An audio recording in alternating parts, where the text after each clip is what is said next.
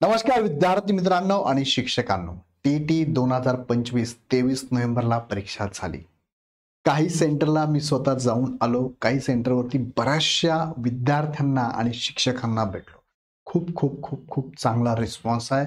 आमच्या व्हिडिओच्या कमेंट पण आम्ही चेक करतो तर खूप चांगला रिस्पॉन्स आहे. प्रत्येक कमेंटला आम्हाला लाईक करणं आणि त्यांना उत्तर देणं शक्य होत नाही, पण खूप मन भरून आलं की आम्ही सगळं दिलेलं तुमच्यापर्यंत पोहोचलं आणि त्याचं इम्प्लिमेंटसुद्धा तुम्ही खूप चांगल्या पद्धतीने केलं आणि पेपरसुद्धा खूप चांगल्या पद्धतीने तुम्ही सोडवला. अशा प्रतिक्रिया उत्स्फूर्तपणे बऱ्याच विद्यार्थ्यांनी भेटून सांगितल्या. बऱ्याच विद्यार्थ्यांना भेटायला जमलं नाही. महाराष्ट्रातल्या सगळ्या सेंटरवर जाणं जमणार नव्हतंच आम्हाला. सो बऱ्याच विद्यार्थ्यांनी मेसेजद्वारे, कमेंटद्वारे सुद्धा आमच्यापर्यंत पोहोचवलं. बरेच विद्यार्थी भेटायला पण येणार आहेत. पण विद्यार्थी मित्रांनो, त्यात आता अजून एक मुद्दा मी सांगतो. असे विद्यार्थी आहेत, असे माझे शिक्षक विद्यार्थी आहेत, असे सगळेच आहेत, त्यांच्यासाठी हा व्हिडिओ मी थोडक्यात घेतलाय. नक्कीच यावर्षी टीईटीचा पर्सेंटेज म्हणजे पास होण्याचा, पात्र होण्याचा पर्सेंटेज वाढणार. कारण विद्यार्थ्यांनी सुद्धा सांगितलं आम्हाला चांगले मार्क आहे. म्हणजे जो आतापर्यंतचा हायेस्ट होता 5.7 पर्यंत पर्सेंटेज होता. 100 पैकी 6 विद्यार्थी क्वालिफाईड होत होते टीईटीला. आतापर्यंत 9 वेळा घेतली त्याच्यामध्ये. पण यावर्षी मात्र शक्यता आहे मॅक्सिमम 10% पर्यंत जाईल हे पर्सेंटेज किंवा त्याच्या पलीकडे जाऊ शकतो. हा अंदाज कशावर? क्वेश्चन पेपर आतापर्यंतच्या या टीईटीच्या क्वेश्चन पेपरमध्ये सोपा क्वेश्चन पेपर होता. नो डाऊट थोडं फार काही विद्यार्थ्यांना टाइम मॅनेजमेंट हे वगैरे वगैरे इश्यू आले असतील, नो डाऊट. पण ओव्हरऑल जर बघितला तर मॅक्सिमम मुलांचं म्हणणं होतं की पेपर सोपा होता. त्याला वेगवेगळी कारणं मुलांनीच आम्हाला सांगितली की सर यावेळी शिक्षकांनी पण बऱ्याचशांनी फॉर्म भरलेला होता. आता बघा, आता ते मुद्दे मी घेऊन ते सोडून देतो बाकीचे मुद्दे. आता महत्त्वाच्या मुद्द्यावर बोलतो की 10% विद्यार्थी मी असं म्हणतो की यावर्षी क्वालिफाईड होतील किंवा हा टक्का वाढून 10% पर्यंत जाईल किंवा 15% पर्यंत जाईल. पण राहिलेले जे 90 ते 85% उमेदवार आहे, जे कदाचित अपात्र होणार आहे किंवा पात्रतेच्या मार्कांपर्यंत पोहोचणार नाही, अशा विद्यार्थ्यांचं काय? त्यांच्यावरती पण आपल्याला लक्ष द्यावं लागेल, त्यांच्यासाठी बोलावं लागेल, त्यांना पण काही गोष्टी सांगाव्या लागतील. सो त्यांच्यासाठी मी थोडक्यात हा व्हिडिओ घेतलेला आहे. आणि ज्या विद्यार्थ्यांना वाटतंय की अजून आन्सर की येणार आहे तशी खरं म्हणजे, पण एक थोडासा अंदाज आपल्याला येऊन जातो की आता आमच्या टीमनी पण आन्सर की घेतलेली आहे, सांगितलेली आहे. पण जेव्हा ॲक्च्युअल आयोगाची किंवा पुणे परिषदेची आन्सर की येईल तेव्हा जरा अजून कन्फर्म होऊन जाईल की तुमचे मार्क्स किती असणार आहे. आता काहींना अंदाज आलेला आहेच. सो अशा मुलांचे सुद्धा आता कॉल यायला लागलेले आहेत, मेसेज यायला लागलेले आहेत आणि विचारताय सर कसं असेल, काय असेल, कसं वगैरे. सो विद्यार्थी मित्रांनो, घाबरायचं नाही आहे, अजिबात घाबरायचं नाही आहे. हा तुमचा प्रयत्न खूप चांगला होता. तुम्ही खूप चांगला प्रयत्न केला. पण ह्या प्रयत्नामध्ये तुमच्या लक्षात तर आलं ॲटलिस्ट की काय गोष्टी माझ्याकडनं चुकलेल्या आहेत. सो त्या विद्यार्थ्यांसाठी हा व्हिडिओ आहे. तुम्ही पण बघत असाल तर नक्की तुमच्याकडनं पण काही कमेंट आमच्यापर्यंत पोहोचवा, जे की सगळ्यांसाठी हा महत्त्वाचा मेसेज असू शकतो. सो या सगळ्या गोष्टी मी मला सांगतो आणि काय काय घडू शकतं ते पण सांगतो. पण तत्पूर्वी एक लक्षात पण आणून देतो की संधी सर्वांना आहे, संधी परत परत येणार आहे. सो 8 फेब्रुवारीला सुद्धा एक्झाम आहे सीटीटीची. फॉर्म अजून सुटणार आहे. तुमच्यापैकी असे काही विद्यार्थी असतील खूप चांगला अभ्यास झाला पण ह्या सिली मिस्टेक माझ्याकडनं झाल्या आहेत. सो तुम्हाला संधी परत आहे ना, तुम्ही ह्या एक्झामला सामोरे जा की अपकमिंग आहे, 2 महिन्यात होणारी एक्झाम आहे. तुम्ही तयारी तुमची खूप चांगली झालेली आहे, सेल्फ स्टडी खूप चांगला केलेला आहे. पण तुम्हाला जिथे वाटतंय की मला परत द्यावी लागणार आहे एक्झाम कारण माझे मार्क्स कमी येत आहेत, तर तुमच्यासाठी ही एक्झामचं एक चांगलं अपॉर्च्युनिटी आहे. त्याची तयारी चालू ठेवा, फ्लो चालू ठेवा. भले तुम्ही एक 8-10 दिवस आराम करा, थोडा निवांत व्हा, पण मात्र परत चालू करा. आणि अपेक्षित असेल तर नक्कीच इग्नाइटच्या ह्या बॅचेस पण तुम्हाला अवेलेबल आहे, ज्यामधून तुम्हाला ही सगळीच टीम तुम्हाला मार्गदर्शन करणार आहे, ज्यांनी आत्तापर्यंत करत आलेले आहेत. रेकॉर्डेड बॅच पण तुम्हाला अवेलेबल आहे. लाईव्ह प्लस रेकॉर्डेड ही चालू होती बघा 1 डिसेंबर 2025 पासून येणाऱ्या 7 दिवसामध्ये चालू होऊन जाईल, लक्षात घ्या. आणि जे जुने विद्यार्थी ज्यांनी आमच्याकडे ऑलरेडी बॅच लावली असे जे विद्यार्थी असतील ना, त्या विद्यार्थ्यांना 50% ऑफ आहे. त्यांनी CTT 50 नावाचा कोड वापरला तर तुम्हाला ही पण बॅच मिळणार आहे. ओके, आता हे तुम्हाला माहितीचे पण आता मुख्य मुद्द्याकडे घेऊन जातो. तुम्हाला 50%, 55% आणि 60% महत्वाचे का आणि कोणाला आहे? मला हे माहितीच असेल तर थोडक्यात सांगतो. तुमची टीईटीची एक्झाम जी होती ती 1 आउट ऑफ 150 तुम्हाला ॲटलिस्ट 55%चा विचार केला तर साधारणतः बघा 15/75 म्हणजे तुम्हाला आणि 82.5 किंवा 82 मार्क तुम्हाला कमीत कमी इथे असणं अपेक्षित आहे. ओके. आणि दुसरं 60% विचार केला तर 150 पैकी तुम्हाला 90 मार्क इथे अपेक्षित आहे. ओके. म्हणजे कॅटेगरीमध्ये असाल क्वालिफाय होण्यासाठी तुम्हाला मार्क लागतील 82 आणि ओपनमध्ये असाल तर तुम्हाला मार्क लागतात 90. जास्त मार्क पडून काही करायचं नाही, इथे काही होणार पण नाही. आता पण त्यातल्यात मी तुम्हाला नेहमीप्रमाणे सांगतो की सगळ्यांनी प्रयत्न करायचा आहे की मला 90 किंवा 90+ मार्क पडले पाहिजे. भले तुम्ही कॅटेगरीमधले असू देत किंवा ओपनमधले असू देत, दोघंही कॅटेगरी सांगतो मी, दोघंही प्रवर्गाला सांगेल तुम्हाला 90+90 मार्क पडलेच पाहिजे. का? कारण ओपनच्या जागा मिळतात टेटच्या माध्यमातून. सो त्यामुळे हे मार्क महत्वाचे आहे. कदाचित काहींना 82 ते 90च्या दरम्यान मार्क पडतील, कदाचित काहींना 90+ मार्क पडतील आणि कदाचित काहींना लेस दॅन 82 मार्क पडतील. मग यांनी खचून जायची गरज नाहीये, निराश व्हायची गरज नाहीये, डिप्रेशनमध्ये जायची गरज नाहीये. मी काय सांगतो ते मुद्दे नीट लक्षात घ्या. सो हा तर झाला जनरल इन्फॉर्मेशन तुम्हाला मी दिली. आता बघा काय काय चुका तुमच्याकडनं झालेल्या आहेत. काही मुलांनी सांगितलं पण सर असं असं घडलं आमच्याकडून, जसं की सर मी वेळ कमी दिला, लेट स्टार्ट केलं, याच्या पूर्वीच मी स्टार्ट करायला पाहिजे होतं, शेवटच्या टप्प्यात मी स्टार्ट केलं किंवा मधून स्टार्ट केलं, मी प्रॉपर नाही केलं, मी अगदी डे 1 पासून नाही केलं, पहिल्या चॅप्टर पासून नाही केलं, जसं जमलं तसं मी तयारी करत गेलो, जसं समोर आलं तसं करत गेलो, जसं कोणतरी मला सांगितलं तसं करत गेलो. ही झाली माझी एक थोडीशी चूक म्हणूया आपण याला, की मला वेळ असताना सुद्धा मी वेळ दिला नाही.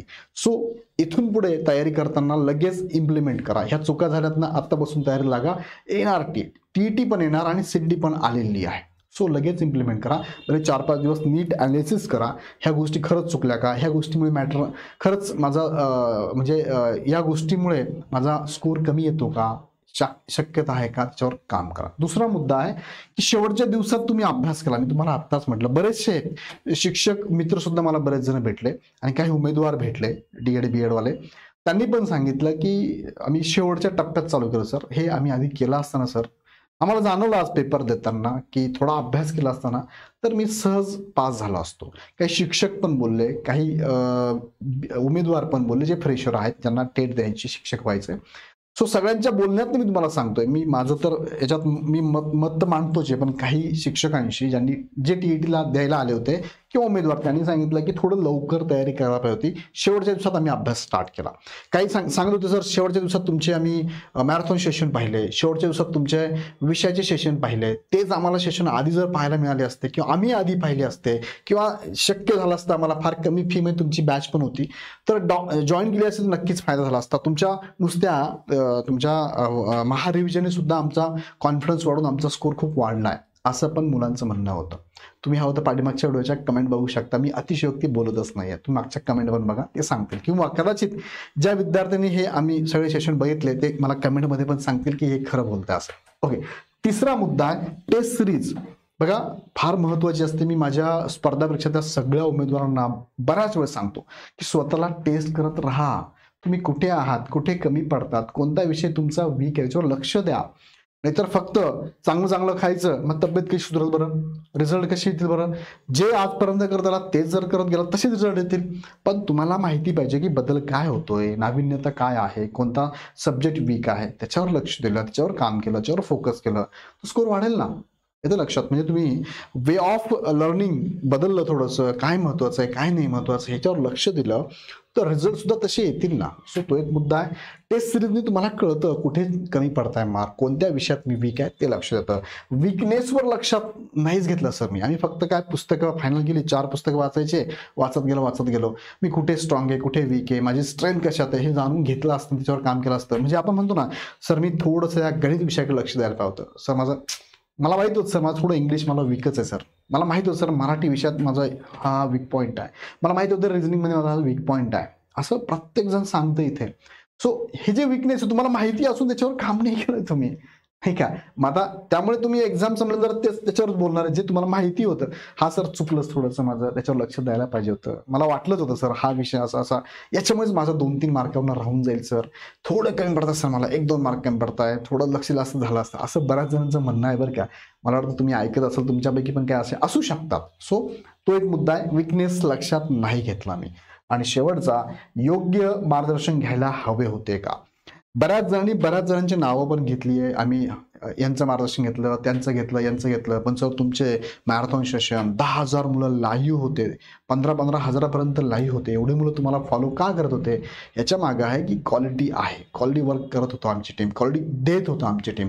सो अभ्यास पण खूप चांगला आमच्या टीमचा आहे. म्हणजे आता हे मीच नाही सांगत आहे, तुमच्यातलेच काही उमेदवार सांगताय. मागच्या कमेंट बघा. तुम्ही म्हणाल सर तुम्ही जास्त सांगताय. नाही, मी स्वतः भेटलो, त्याचा व्हिडिओ पण मी टाकलाय बघा, टाकलाय ग्रुप आपल्या चॅनलला. सो खूप चांगल्या प्रतिक्रिया विद्यार्थ्यांच्या होत्या आणि खूप चांगलं त्यांनी ॲप्रिशिएशन पण केलं, आमच्या टीमचं पण केलं आणि खूप चांगल्या ठिकाणी पण असे मार्गदर्शक अवेलेबल आहे बरं का. आम्ही सांगतो असे आहेत चांगले मार्गदर्शन अवेलेबल आहे आणि मार्गदर्शनची खरंच गरज तुम्हाला वाटत असेल तर घ्या, कारण त्याच्यामुळे तुमच्या मार्कांमध्ये वाढ होत असेल. बरं, फक्त TET क्वालिफाईड होणं नाही, तर तुम्ही शिक्षक म्हणून तुमच्या बारीक बारीक कन्सेप्ट असतील, वे ऑफ टीचिंग असेल, हे सुद्धा तुम्हाला नक्की तुमच्यामध्ये बदल जाणवेल. असे बरेच शिक्षकांनी आम्हाला कमेंट केला, सर शिक्षक म्हणून आम्ही सगळं बघितलं सर, खरंच शिक्षक म्हणून तुमच्याकडे बघितलं पाहिजे, असं पण कमेंट आहे.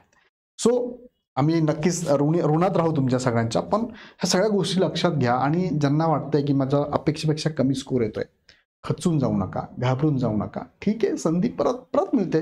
तुम्ही एकटेच आहात का? मी तुम्हाला म्हटलं मगाशी, कदाचित 80-85% उमेदवार आहेत जे कदाचित इथे राहू शकतात, त्यांचं पात्र होऊ शकणार नाही किंवा पात्र झालेच नाही. कदाचित स्कोर जास्त वाढू शकतो, 20% जाईल, पण माझा अंदाजे 10-12% रेशो जाईल हा. सो तुम्ही जरी त्या 10-12 मध्ये नसाल, 80-82 मध्ये असाल किंवा 85 मध्ये असाल, it's okay. Life always give you second chance देते. लाईफ तुम्हाला काहीतरी शिकवते, शिकवायचंच असतं लाईफला, म्हणून ती थांबवते. थांब, तुला काहीतरी शिकवायचं आहे मला, तू शिकला नाही अजून, पुढे जाऊ नको. स्पीड ब्रेकर आहे, सिग्नल लागतो, थांबावं लागतं. थांब बाबा, 2 मिनिटं थांब, पेशन्स ठेव, हे शिकवायचे असतात, म्हणून तुम्ही थांबलात. सो ज्यांचे चांगला स्कोर आहे त्यांना तर शुभेच्छा आहेच आमच्या सगळ्यांच्या, पण ज्यांचे कमी स्कोर आहेत त्यांच्यासाठी स्पेशल मी बोलतोय आज. ह्या सिली मिस्टेक काय झाल्या असेल ना, त्या लक्षात घ्या आणि जिथे तुम्हाला योग्य वाटतं त्या गोष्टी नोट करा. याच्या पलीकडे जाऊन तुमच्या काय असू शकतात गोष्टी, सर हा हे करायला पाहिजे, ते करायला पाहिजे, हे माझ्याकडनं झालं नाही, केलं नाही. सो ते लिहा एका पेजवरती, नीट ॲनालिसिस करा आणि जर तुम्ही स्वतःला सांगा की ह्या गोष्टी मी ज्या लिहिल्यात 5, 6, 10, 12, 15 याच्यावरती जर मी काम केलं तर येणाऱ्या पुढच्या एक्झामला मी पास होऊ शकतो ना. यस, होऊ शकतात.